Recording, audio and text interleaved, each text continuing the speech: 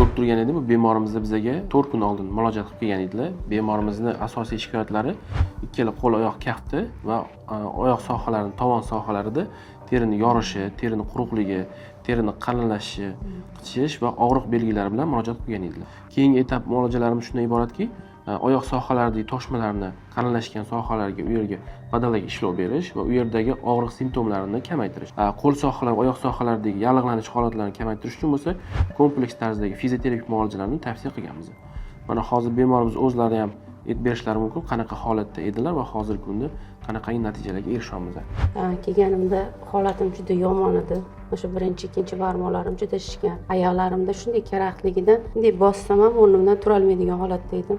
Muolajalardan keyin mana ishlarimiz sekin qaytib yaxshi tarafga o'zgarish bo'lyapti. Mana hozir bemorimizdagi ko'rib turganidek shikoyati bu bo'g'imlarga уже sekin asta kasallik o'tishi boshlagan.